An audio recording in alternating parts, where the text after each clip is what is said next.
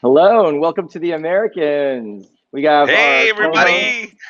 Mr. Richard Villa, and today we have a special guest, Mr. Vanti, an amazing comedian. Welcome to the Americans.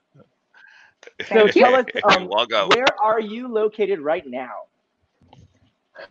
I'm in India right now, and it's 2:30 a.m. in the morning, and I'm That's all the dressed up dedication. just because we are going live. Yes, I love it. I love it. That's dedication. Otherwise, I wouldn't normally wear a lipstick. Otherwise, when I'm, deep in the sleep. Two, But two in the morning right now in India. Oh yes, And yes. God, I don't think we're that important. Oh, I'm sorry. Jeez. Oh. But thank you very much for having pity on Thank us you, and you saying guys. yes. I'll You be guys there. noticed. Thank you. I'm drinking tequila. It's the middle of the day. I'm starting. I'm starting. Let's do this. So you also live Yes. in Houston, Texas. Is that correct?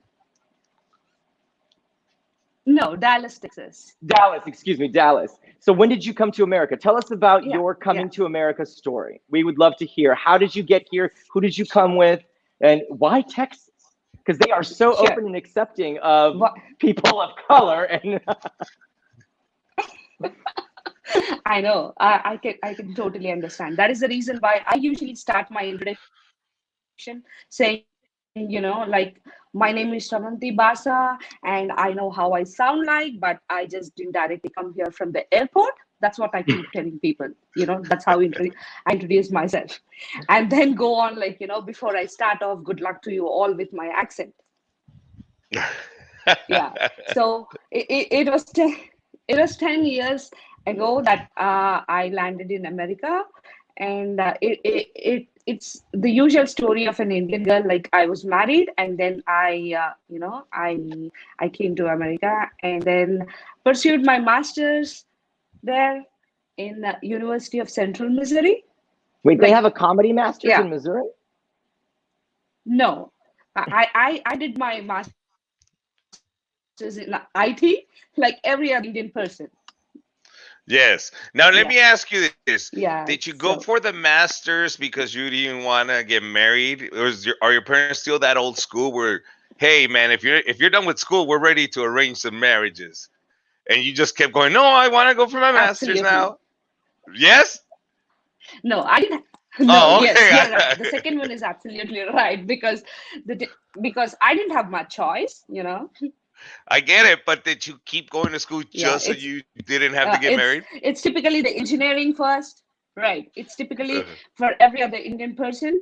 It's like engineering first, and then get your masters first, and for a change, like, I've done my engineering here in India, and then I've also done my MBA here in India, and then pursued few of the jobs, and then I was married, and then pursued my master's in Okay, IT enough. again in You're just making America. us sound That's my stupid story now. of I background. can't. I can't. Like she's just trying to just rub it but in. She's like, why? I But know. we're why? just Why dumb so much Americans. schools? Why so much school? You don't need that much school. Like, Wait, and now you're she's a still comedian. making 35, I know. huh? The What? 35,000 a year now. I know. And now you're a comedian. You To just be threw it here, all out the window to be a comedian. the comedy happened to me an year and a half ago. Like, yeah. But before that, I was everything other than comedy. Maybe even comedy, but I just didn't know that. So comedy was like Listen, getting pregnant. It just happened. Yes. see, True. It was totally unplanned. I totally understand you. See, I'm an engineer. I quit my engineering job at 23 though, and I only got my bachelor's degree. Like, Right. really, like I didn't even take my EP. You know what I mean? Right. Still, Nothing you're like a very that. smart So person. yes, but I You didn't released do it too it. soon. Yes, I did it quickly. I said, you know what? I'm Yeah. 23. Why waste time? Let's do this. I want Yes. to do comedy. You went through Yeah. a lifetime Lo- and then said, okay, now I know how to travel through time. Now that I've discovered right. that, let me go into comedy. Is that what Yes, it happened? that's true. And you've been, That's exactly what what has happened. oh God damn. All right, good. Well, don't worry. If you would have started at 23, I don't know, you'd probably be here with me too, and didn't go to school. But all right. So how did you get into comedy?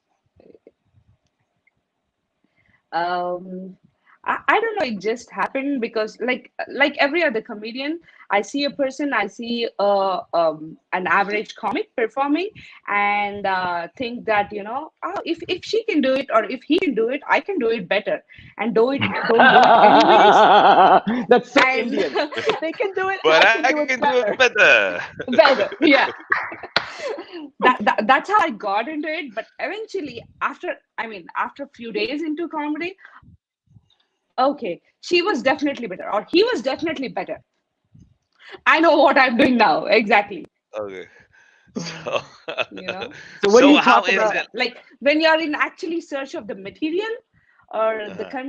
generating content, that's how you realize, okay, every person is a talented person. It's just that the time that you're judging and your state of mind. That's all. Oh, you're so zen and wholesome about it. I love Yeah, it. yeah, yeah. Just reflecting my She's too nice, Richard. She's gonna get it. content. She's too nice. I can't. So what are your Yeah, good. what are your favorite topics that you talk about on your set? Because I know you mentioned to me when privately. What are some of your goals? What are Right. some of the things that you like to talk about when you're on stage? Yeah, I usually talk about, I study my audience usually, and then release my sets based on the Okay, so audience. study Like so study sometimes I Richard. talk about Let's my let's look drag. at Richard and study him. What would give me your Okay, bit? Yeah, you study. Yeah, give me your so comic so study are you on say okay? So are you saying only you? Are you both just my audience? That's all you want me to study you Richard. both, and Yes, then release yes. my set based on that? It's about us. Okay. So I usually talk about my alcoholic dad a lot. Yeah, yeah. Tell Not us, you tell us, both, tell us an definitely. alcoholic dad story. Tell us about your Yeah. alcoholic dad. Let's Okay. trade So alcoholic dads because I have one too. Let's all do one. We're not Yes, gonna make you feel okay. awkward. I'll We're do my all gonna alcoholic trade one. mom. Okay, Fine, let's do Richard, it. you Okay. start. You give us your alcoholic dad, and then I'll do alcoholic mom, and then Samantha can tell us her alcoholic dad. Okay. Yes, Here's perfect. my Yeah. alcoholic dad story. I need to talk to you.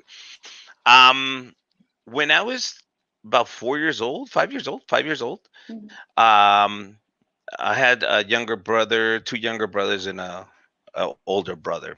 Let's just say my dad was busy, and so my dad would get hammered. He would get drunk on the weekends, even during the week, because he worked as a security guard at a bar. So every night he would get hammered, and then he would wake me up, and I'm 5 years old, and he would teach me dirty jokes. And at 3, 4 in the morning, I'm outside with my dad telling everybody dirty jokes, and they would give me $1, and he would give me a beer and a cigarette. Of course, I'd be hammered too, and I didn't even know how to smoke a cigarette.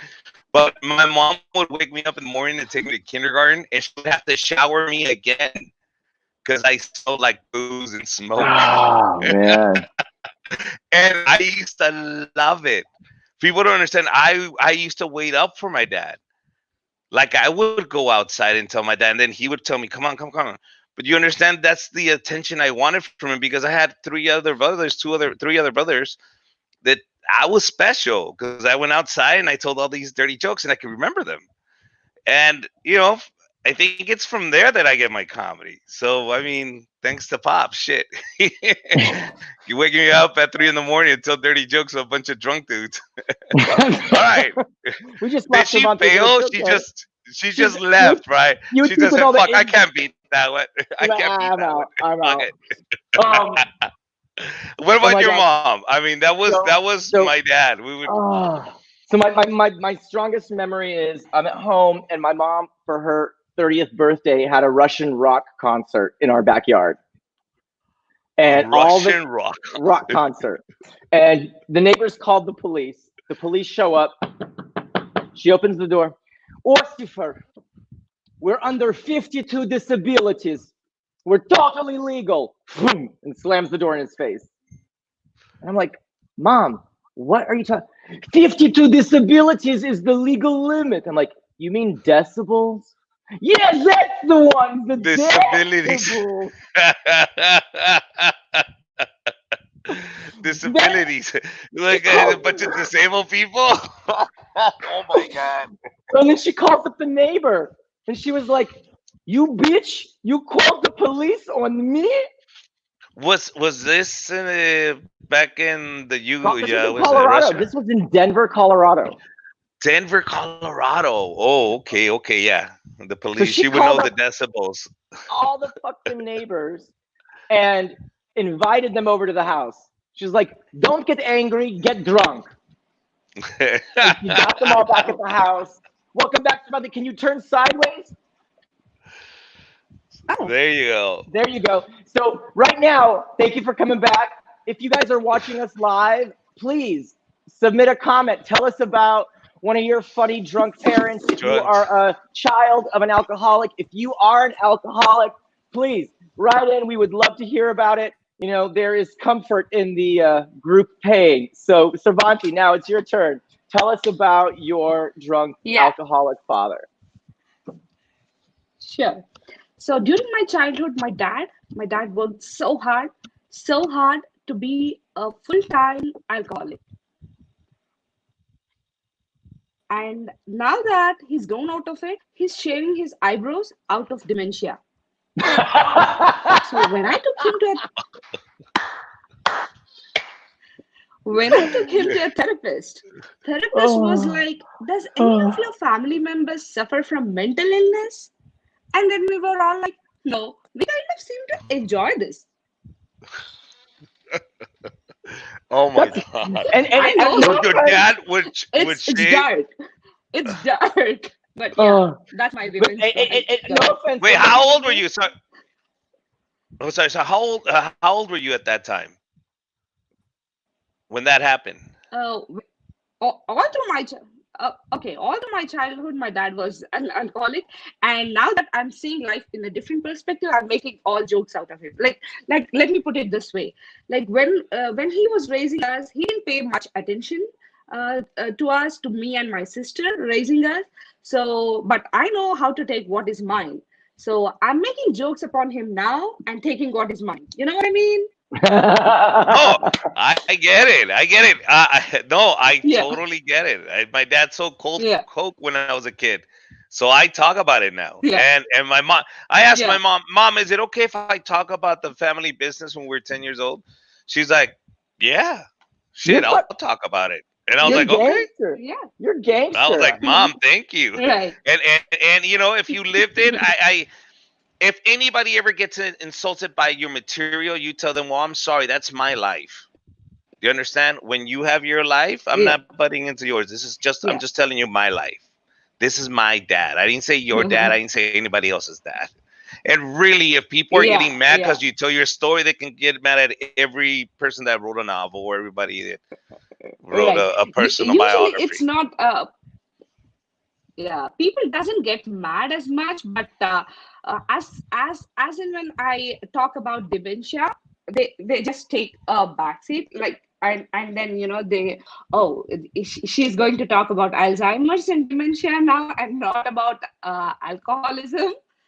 Mm-hmm. It's like that's when, and then I usually want them, like, you know, it is going to get funnier, don't worry.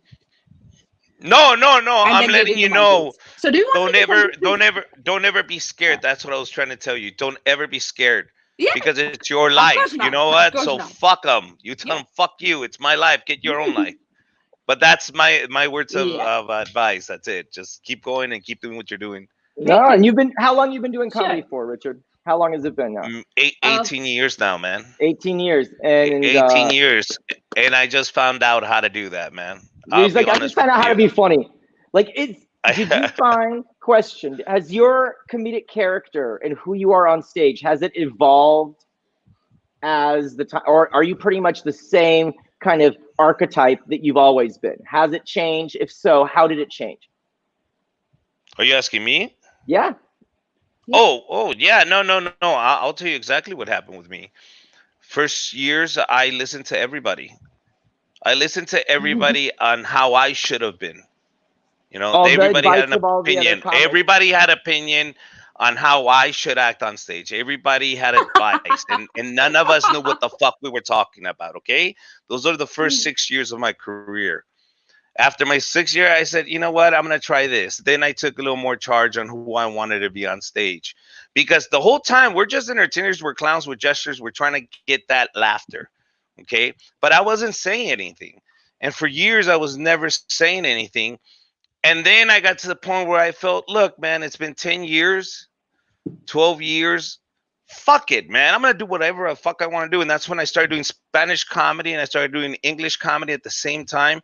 And I said the only way people are never going to accuse me of stealing or ripping somebody off is if I tell my story. And the way that nobody's going to get offended is if I just tell my story. And I've always written these stories out, never knew how to present it on stage.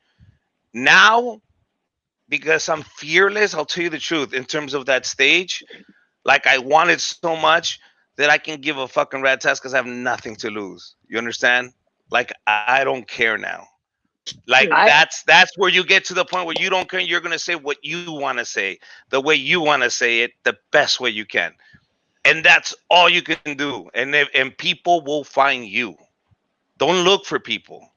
People will hear your voice and they will find you, and they'll say that's the truth I want to hear. Because we're so full of bullshit nowadays. Sorry, go ahead.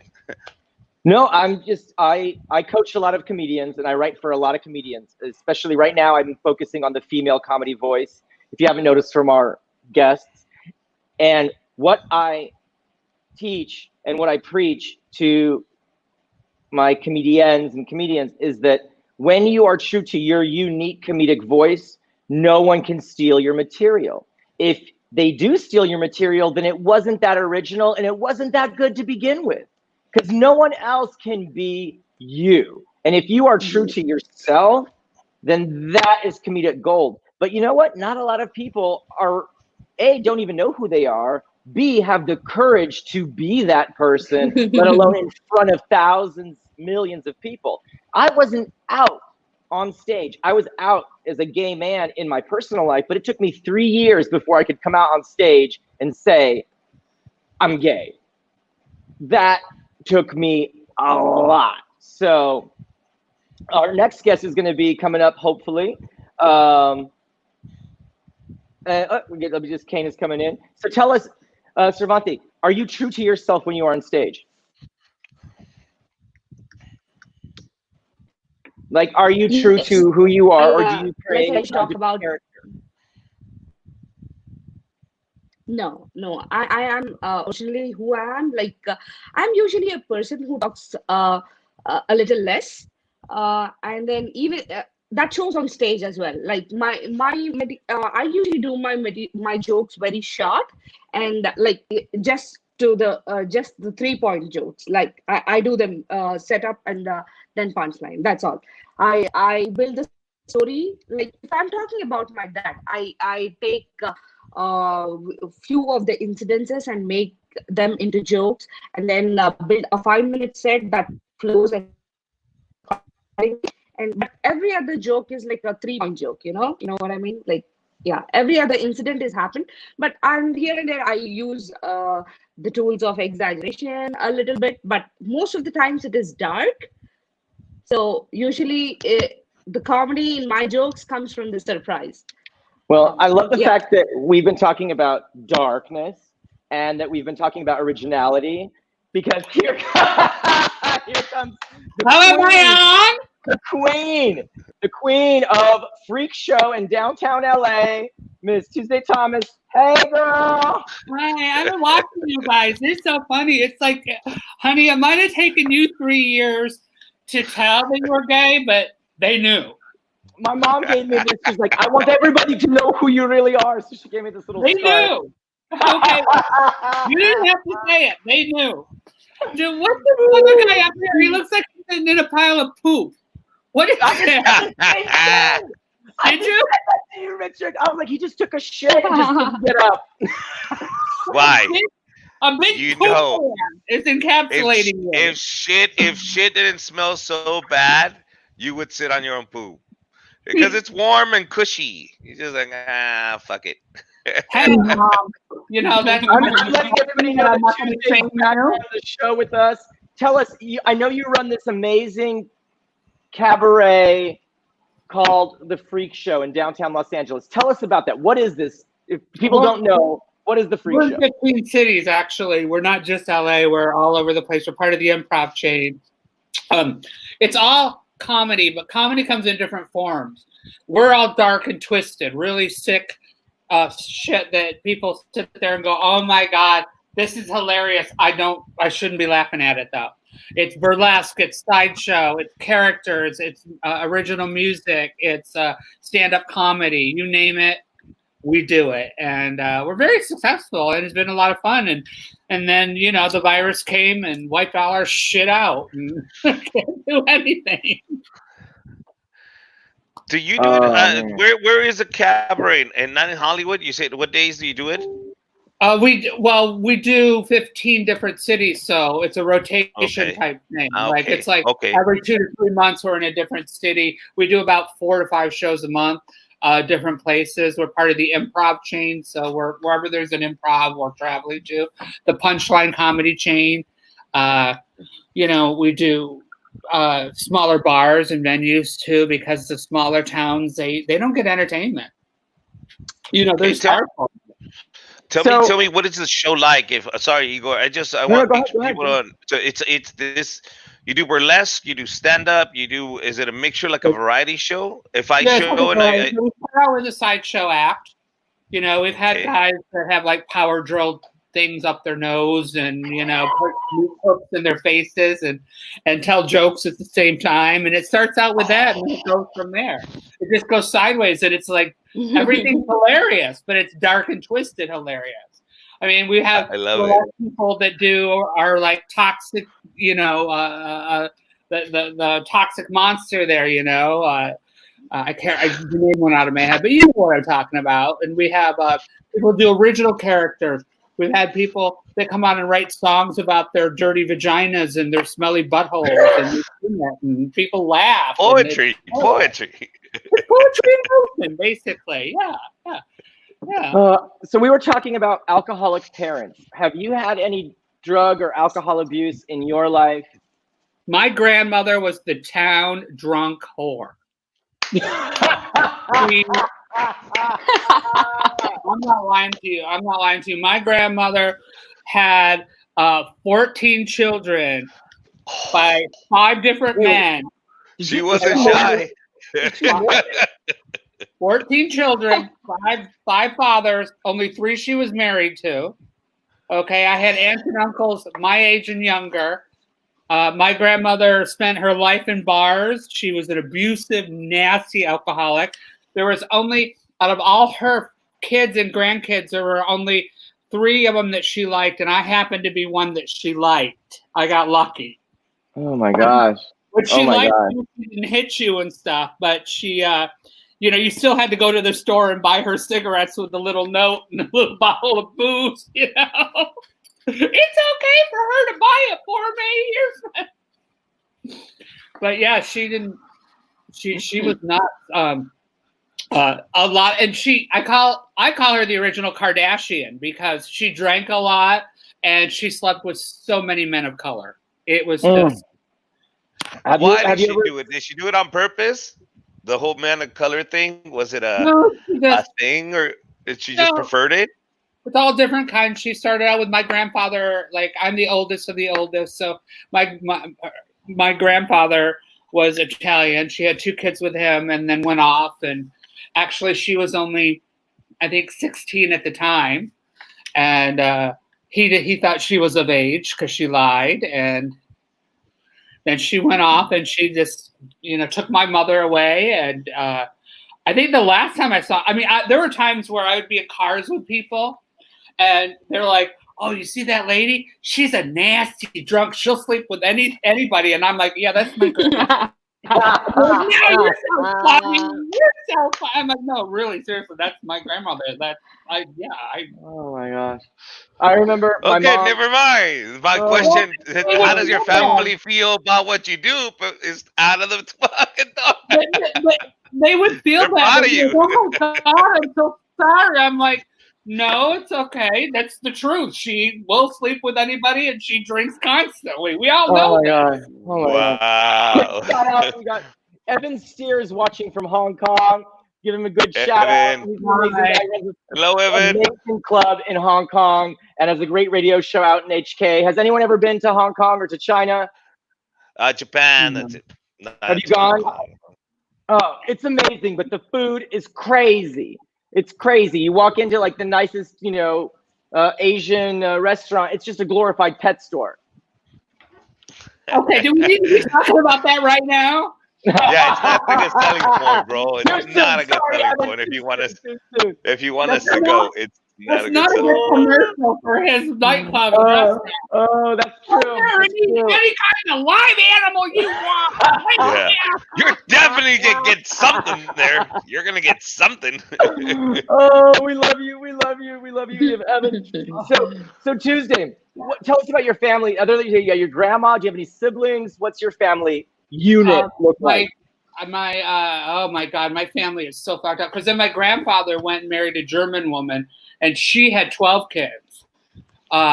So there's like 26 right there, and alcohols. Just for my mom. Did you guys have condoms? I mean, no, they were Catholic. Oh, As the God Mexican. forbid. We God all know white forbid. people ain't got no rhythm. So that's what that was. And like, my father left when we were little. I sometimes I'll be like, they say if your that women are attracted to men that are like their father. So if there's anybody out there watching right now who left their wife with 3 kids and then went off with another woman to start another family and then came back in the middle of the night to try to steal one of those kids and held a gun to the woman's head, and then their brother-in-law came behind him and hit him over the head with a stick and knocked him out cold, but then he got up before the police could come and he ran off and moved across the country and started another family and came back to try to talk to that kid 30 years later. Come see me after the show. Maybe Colin just messaged us from the UK. Any relatable story? Or anything even like, do you have an alcoholic member or some kind of, I don't even know what to call that, Richard. How do I even encapsulate that entire story? Wow. That was like one of my. Yeah, no, my dad just. My mother's getting married to my stepfather, and my father comes out of nowhere and tries to take me along with him, and then I don't see him for 30 years. So where did you grow up, Tuesday? New York. New York. And do you feel American? Do you feel patriotic? Do you feel there's feeling American and there's patriotic. They're 2 different things. Explain it to American, me. if my unemployment checks are going to show up, I'm American. What's the difference? Patriotic is. I'm American. That's where I was born and raised. That's where I live. I don't know. I mean, I've traveled to Europe. I've traveled throughout Mexico. I've traveled to Thailand and Vietnam. I've traveled to England. I mean, I know vacation-wise what other countries are like. I'm pretty well educated. I know a lot of people from a lot of different walks of life and countries, but all I know is what it's like to live, in America. Patriotic, I think, is something that's like, are you proud of where you live? Are you standing behind every single decision and you're waving that red, white, and blue and you're just like, no, of course not. So do you have to be born in America? I can critically think and disagree with shit, Okay. So second question, do you have to be born in America to be an American? No. No. So it's like anything. It's like anything. It's like how you feel. It's like where you fit in. Do you have to be born? Like, people have families that are chosen families that they feel they have more kinship with. So I think it's the same idea, basically. So, Sravanti, do you feel American?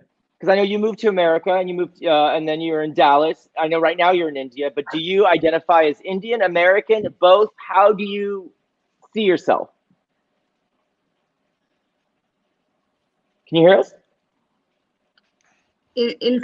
Yeah, can you say that again, please? Can you ask How that do again? Indian American. do you feel American? How do you feel about what? Indian? How do you identify? Do you identify as an American? Do you identify as an Indian? How do you feel?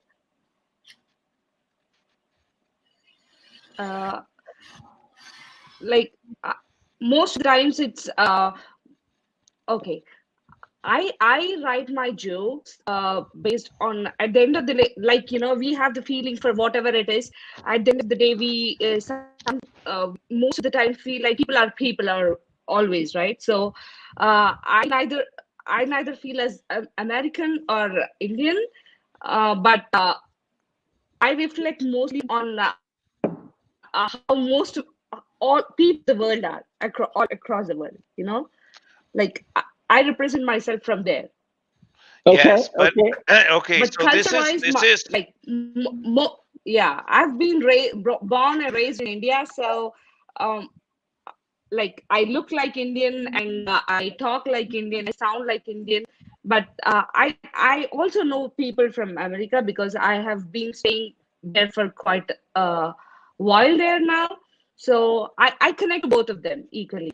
But I Okay. think it's important to understand one thing too is people feel patriotic when people are respected. Do you understand? When people are looked at as equals, when you know what I mean, when they are felt like they're part of society. When you start making fun of certain races as Americans, and everybody says it's okay. Let's say Right. people make Indian jokes and they think it's okay. Now you're separating because you're saying, wow, all of America is okay. The movie industry is okay with saying this about Indian people. That makes us feel like we're not part of you.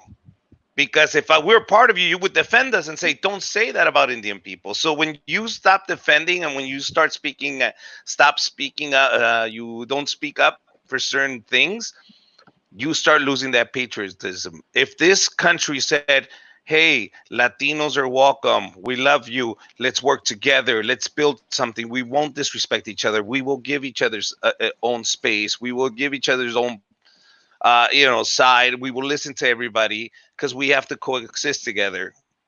Okay, but you have to respect everybody for them to feel patriotic. Does that make sense?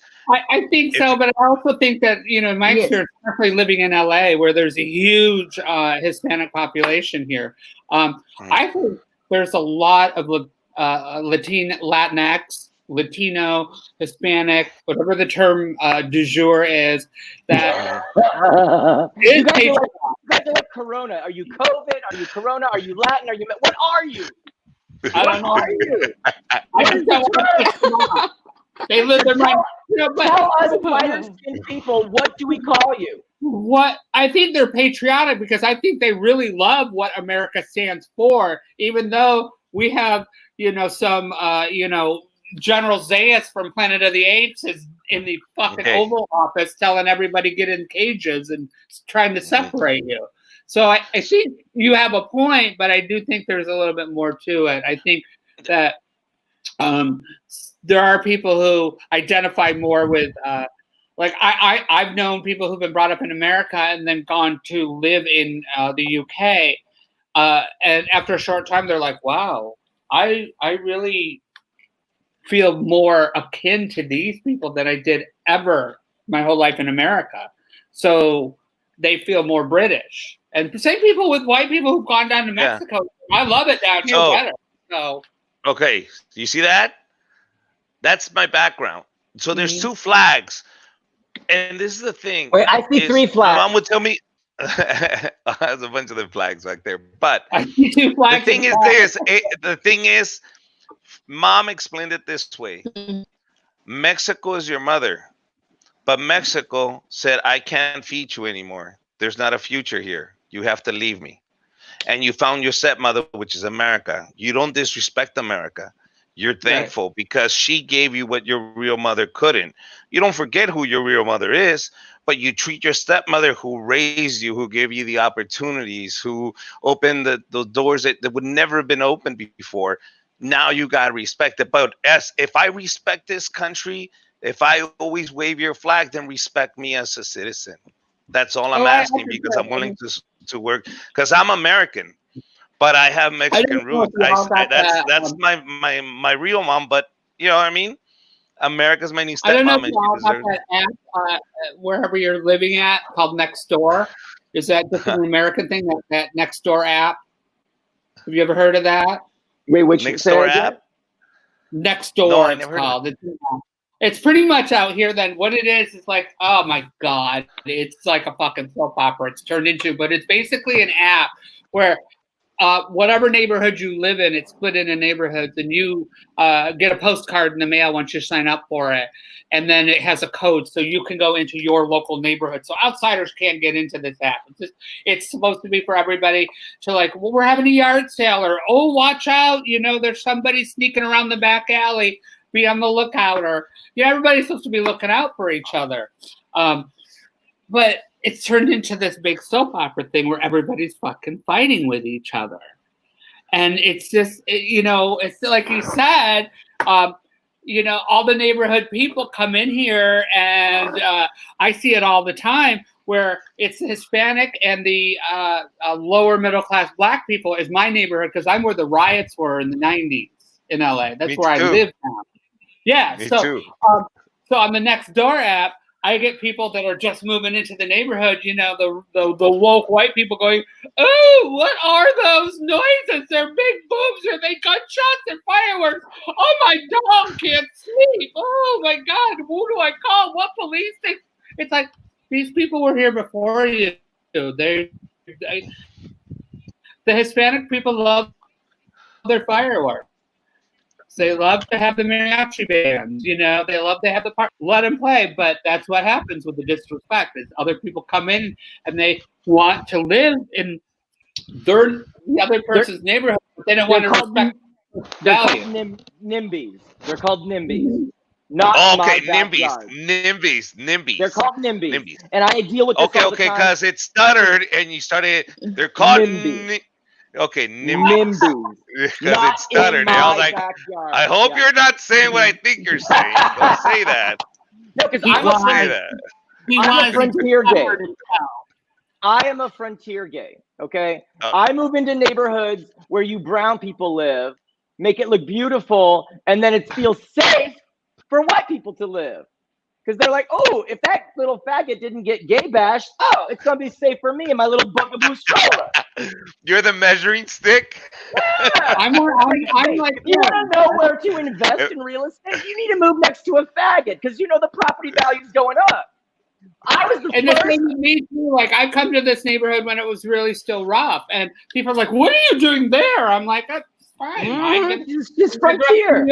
Earning equity. That's what I'm doing there. Earning equity. I'm living my life. And like I had a couple of roommates in the beginning who were like so scared every time they'd go out, they wouldn't talk to anybody. They're like, oh, we got to walk to our car. And I walked up with people going, hi, how are you? Blah, blah, blah. And they're like, why don't anybody harass you? I'm like, because I'm a cool white girl, because I actually acknowledge their existence. That they can live here, but they're human beings, and I say hi to them. You are going, oh, I'm so scared you're going to touch me. Let me get to my car. That's why. That sounds like Corona. Right there. But my take on it is like, if you pay American sometimes you're American. Go ahead. No, Samantha, I did cut you off. Go ahead. Tell us what you're about to say. Yes. Sometimes when it is about people, I make jokes like, I have a small bit on like I like to keep things to myself, because I don't like to bother people or people. Like I don't like other people or bother people. Like I end up saying that I don't like them both. Like meaning when they heckle you, or when they start talking to you, when they start talking directly to you, is that what you're saying? Listen, don't talk to me. I don't talk to you. You don't talk to me. Or what are you saying?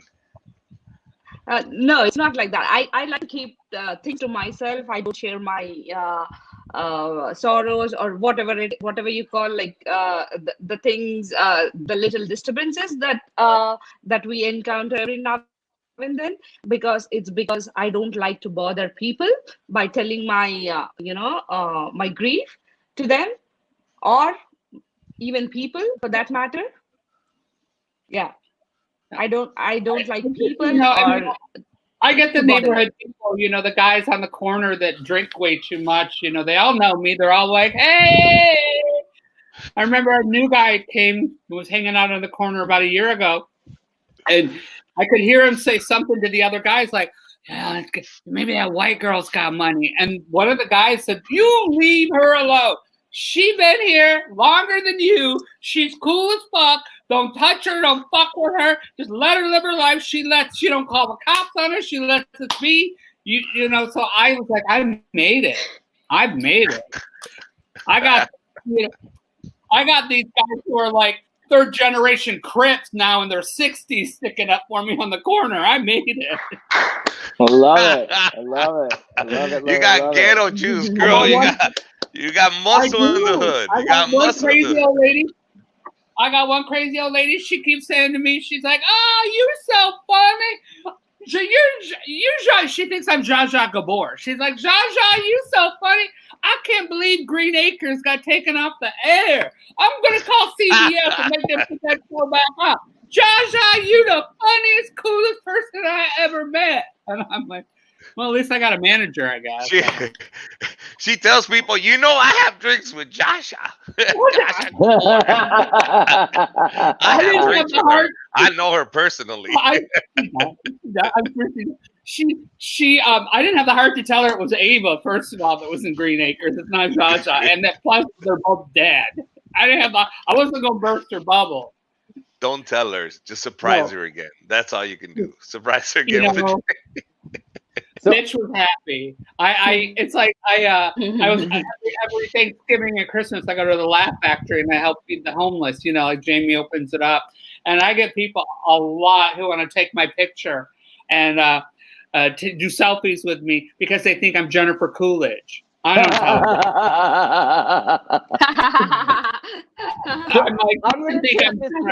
I really want to ask everyone to think about this for a second, and it's actually kind of important. Right now, we are rebooting the whole entire planet, and it is up to us to set what we want the next chapter to look like. So, if everyone can just give us their 2 cents before we log out, what do you envision the future looking like, and what do we need to do to get there? So, jokes and everything, yes. But what do you envision us as a people, as a society? Where are we going to be in the next year, 2 years after we're let back out? And what would you like it to like? What would you like it to be like? And how should we get there? Mexican Lalo should put on a shirt first of all from Dallas, Texas. That's what I envision. First of all, or I'll take off mine. You put on yours, or I'll take off mine. All right. Well, there you go. So, okay. That's ladies first. You let us know. Well, how do you envision? Well, first of all, I hope that we're let out before 2 years, Igor. Number one. Okay. Let's say we're not let out. What does that look like to you? Are you doing a digital freak show? Are you going to be doing a streaming digital freak show? I'm doing a lot of content. I've got a lot of content. I do a lot of characters. We play a game night with some of the people from Freak Show. Like we play Trivial Pursuit X because I think the Zoom comedy shows suck. Sorry. I'm not canning on anybody who does them. Everybody needs to have their outlet the way they do. I just don't think it can sustain and carry. It's not what I want to do. So I do characters. I release characters every week on my Facebook and Insta. I have a show on Wednesdays that I'm. Our fans want to find you and see the content. What do they look up to find you Tuesday?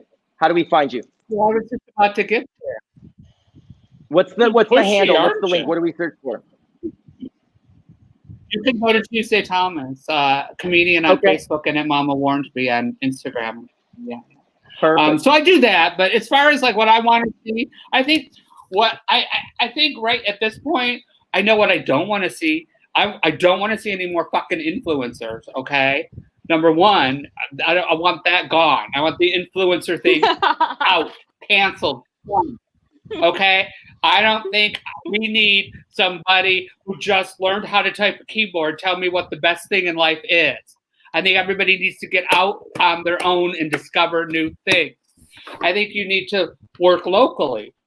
I would rather see somebody go to, buy a piece of the art that I made, or a T-shirt from that a local artist made, than to spend thousands of dollars on fucking Kanye West Yeezy Croc looking Chinese made piece of shit shoes.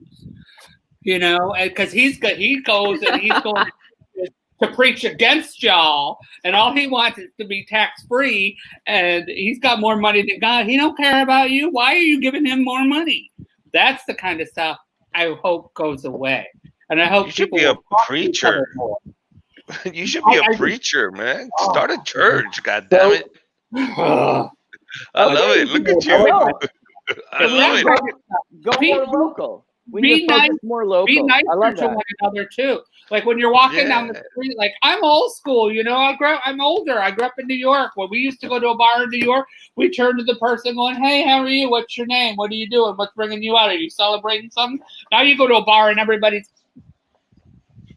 on their phone. Nobody's talking to each other. Communicate. Get to know somebody. That's the kind of shit I hope stops.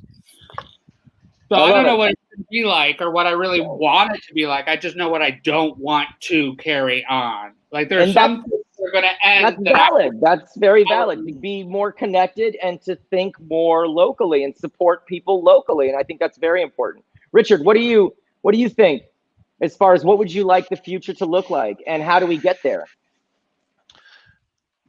I'm going to tell you what my prediction what the future is going to look like. I think people are going to be more careful. I think now we're going to take precautions. We understand now wearing the mask. How many times did we make fun of Asians? Are you going to make me put on a condom now? Are you going to make me put on a condom now, Richard? Yes, I am. A body condom? Sheepskin though, sheepskin. I still want skin involved. I'm gonna tell my wife, bro. I'm gonna tell my wife. You're flirting with me again. But keep on going. It makes me. You're just so cute. Like that, I don't know. Hey, I'm a married man for 9 years. I'll take the compliment. No, look at him. Look at him. He's so cute. Look, I'm sure. Look, Lalo and me, we're gonna come down to Fontana. Have a little. Take off your shirts. Take off your shirt. He just said, "Go ahead and make me feel pretty." Look at that smile. I mean, look at that. Look at that. He's just so back to what I was saying. I think masks are gonna happen. I think it's a great opportunity, guys. Anybody that's listening, this downtime, everybody's on the even playing field now. The big guys have to slow down for us now because they can't perform in those big theaters. So you guys, you want to catch up right now is either fight or, floor or sink. And this is it, man. I mean, grind. Just because the world stopped doesn't mean you stop, because your competitors and everybody else around you, they're grinding. Trust me when I tell you, nobody's taking a break. So speaking of if you grinding, tell me, keep on grinding, keep on working, and those are the people that are going to make it. I like to show up. Richard, speaking of grinding, what are you working on? What projects do you have coming up? I know you have something big on the 20th. I want you to share with all of our fans. Tell us about what's coming up. What are you grinding on? So we're doing the very first Spanish live stream from the Laugh Factory with La Chupitos, she's a huge name. She was the host of the Mexican version of America's Got Talent. How do we see this? It's going to be streaming from the page, the Laugh Factory page. Just go to Laugh Factory page on the May 20th. Just drop it in the 2 text o'clock. so people, so Yes. all of our fans can see. Drop it in the text so that we Yes. know. I'll the put it in date. there, guys. May 20th at 2 o'clock. If anybody speaks Spanish, you're going to love it because we have sort of like a variety show. A mariachi singer, Vicente Fernandez, he's going to imitate him. Fabiola El Castillo, La Chupitos, and of course me, Richard Villa. But that's the thing of it, man. You got to grind. I get to eat from both sides. I saw You know the what I mean? promo. It was hilarious. I saw the promo for Yeah, you yeah. guys. You did such a good job. I can't wait. Yo Yeah, hablo I español. believe after the comment you made to Mexican Lalo and Igor, I believe you eat from both sides, darling. I have fucked my way through. I believe that. Love it. So that being said, so what's your ideal of the future? Now, where would you want us to be? You're grinding. You're saying don't give up right now. Keep it going. Push harder, even though people are like, slacking, but just really push harder because now the playing field's been leveled. Now, once we get out of this, what is your ideal of what we're going to look like when we get out of this, especially in the comedy world? What's it going to be like? This. People are not going to want to leave their house. This. Honestly, you're laughing, but if people have an option to be lazier, they will. And if they can get their content like this, VR will be the future. People will send other people because they're too busy in their schedule, but they don't want to miss the fight. So I'm going to pay somebody to wear a headset, sit front row. His job is to sit there and steady. You don't get to get up. You don't get to go to the bathroom. Your job, bring a lunch. Don't eat too loud. Be a professional. I want to see this fight, but I also want to be in Europe. So wear the headset so I can enjoy it. Now, here you go. I can do whatever else I need to do, but I didn't miss the fight. That's what's going to happen. People are consuming this way. So we have to learn how to be charismatic through this. Yeah, right the other matter with it, I've been talking to a lot of industry people throughout this, and their take is they can't do anything right now. They can't film right now. They're not hiring managers, are not taking new clients right now. But you know what they all say? They all say this will end, and we will be able to start production again. And once that starts, it's going to be a mad rush. People are going to be signed. They're going to get contracts. All these platforms out there want new content because how many times have we seen the Tiger King? Everything's done and it's old. And it's a lot of platforms, a lot of things out there, and it's a mad rush to produce. So those of us who are making content and releasing it weekly, twice a week, as often as you can, no matter what that content is, that's what they're going to be looking for, is the people who have that long list to be like, wow, you were productive during this. You actually learned how to do some editing. You actually learned how to the proper lighting. Your videos have good lighting. You did all three parts to that and edited it together. That's amazing. We want to work with you. What do you got? Those are called influencers. So Cervantes. What did you say? I didn't know what he said. Those are called influencers. No, fuck that. So Cervantes, give us your future. Lysol, because Lysol sponsored me today. So Cervantes, give us your future. Okay. Where do you see us going? My first. What's going on? It's spinning around. We're shuffling. Now I know can you we're hear shuffling. Okay. Can you hear me now? So I'm Yeah, not sure. I don't want to be famous, but can you hear me now? I can hear you now, baby. Wi-Fi moved closer to your router. Yeah. So I'm pretty sure I don't want Richard, to be famous, I can hear you, but boy. that's I'm famous already, That's my... Yeah. I couldn't hear her. I just see Richard. Are you there? I think it's just streaming live from the Laugh Factory. Thank you. Cervantes, can you hear me? Give me a little jazz hands if you can hear me. I can hear you. Igor, now. Okay, perfect. So just give me your 2 cents on the future. Yep, no, we're good. I can't we're hear good. Richard's putting in his input for the Laugh Factory show on the 20th. Tell us about how you see the I don't future, if hear you're working you. on any projects? Yeah. Right now I'm stuck in India. Like we are still in the lockdown here, and I'm in India, Hyderabad. So my plan is to pursue opportunities in the comedy scene here, in Hyderabad as well. Hyderabad is a metro city, one of the metro cities in India. So my plan is to pursue my comedy goals even here, as long as I'm here in India, and. Uh, a small note aside, like I'm sure, like the ultimate goal is I don't want to be famous, but that's like I'm famous. That's when I'm famous already. You know what I mean? Like that's a kind of feeling when I get when I'm famous already, but not now. Like right now, I'm dying. That's a thing. And yeah, that's all for now. When I come back to Texas, and I'm planning on doing more shows. Being the pandemic situation, I think it goes on for a while, maybe like maybe for 2 years more. Like you asked to envision yourself in 2 years, and but I see in the coming 2 years the situation is going to last a while, and people are going to take precautions, and I don't think the comedy rooms will be as much as crowded as they used to be. But I think we, as comics, we also used to get used to different medias, platforms, like like the online media and everything. That's my take on that. Gotcha. I also I feel that we are moving towards this virtual world, and this is a new medium that just started. We just started this interactive Zoom. We just started this multi-gallery view.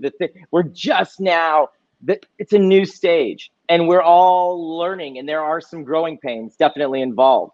So I'm going to be curious if there's going to be a better streaming platform that allows more interaction and interconnectivity. Maybe a Second Life virtual VR interface, something where you can feel like you're part of it, but you can do it at home in a sterile environment. So until that happens, we know we're stuck with the Zoom shows. If anyone's tuning in, I'm performing the Blues Show at the Glass Corner Comedy Club at 6 o'clock on Friday. So that's tomorrow. Just go to Glass Corner Comedy. Every week we're doing The Americans here. And yeah, Tuesday, it was it was so much fun to get to know you. Sevanti, thank you so much for staying up. Thank you so much. In the morning. Richard, he's in Fontana. He just dropped off, but make sure you guys tune into him on the 20th at the Laugh Factory. Did he have to go cook some meth or what? What's going on? I don't know. What did he do at Fontana but make meth? So thank you everybody for tuning in. It was such a pleasure. I love you both. And yeah, I'll definitely check you guys out. Have a great time. Bye. Ciao. Stay healthy and happy. It's nice meeting you too, Zagar. Thank you. Cheers. Thank you. Bye. Bye.